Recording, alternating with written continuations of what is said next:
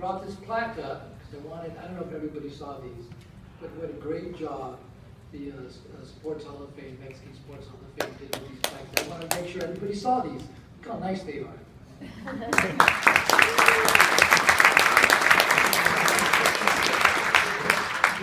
Me as an art teacher and artist and also a past framer, I can attest these are just first class.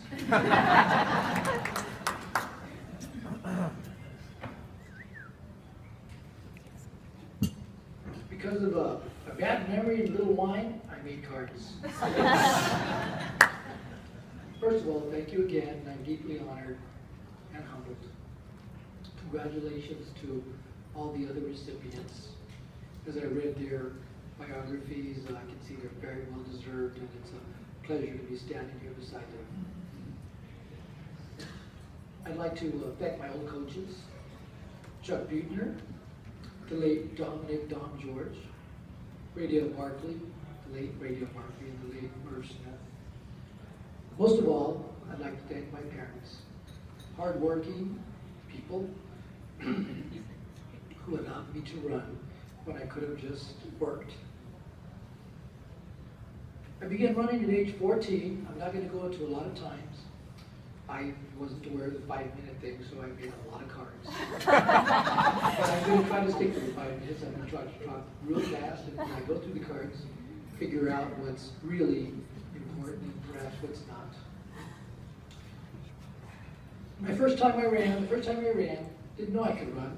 First time I could run, we were going to do a 6-minute run in Hamilton, again at age 14, and someone stole my tennis shoes. I went out there and stood on my number on the asphalt and asked, he said, "What happened to your shoes?" And I said, "Someone stole them." It was physical fitness testing, and that day was a 6-minute run. The idea was to run as many laps as you could. Well, I beat everybody, and whatever the record was, I broke that record. Self-esteem wasn't high, self-esteem was very low. Nothing special I was doing. But somehow after that day, people started looking at me different, and they said, the other jocks, "Hey, track star," felt a little taller and identified with something. Coach Buechner at Hamilton Middle School said, "You should go out for cross country." Didn't know what that was. But I followed his lead. It was the only thing I was good at. I did go out for cross country, did fairly well. By accident, I ended up getting in a race I really didn't qualify for, but Coach Barkley thought I was better than what I thought I was.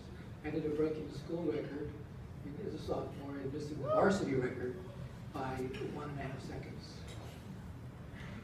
I'm not going to go into a lot of times. If you're interested, there are some times in there. But the movie Forrest Gump, there's a section where he does a lot of running. And then I ran, he said.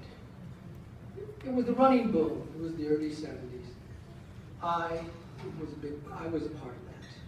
We all got caught up in it, and running was the thing to do.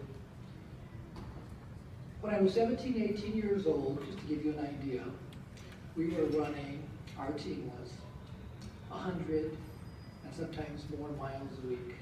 2-a-day workouts, and I'm a different person now than I was then. We were runners. Now people ask me all this other stuff. They see me as an artist, as a teacher, blah, blah, blah. We were runners, and that's mainly what we were. My parents lived way out in Farmington Road. I often did my speed work by going out and running, coming back, and a mile to go, there were some big dogs.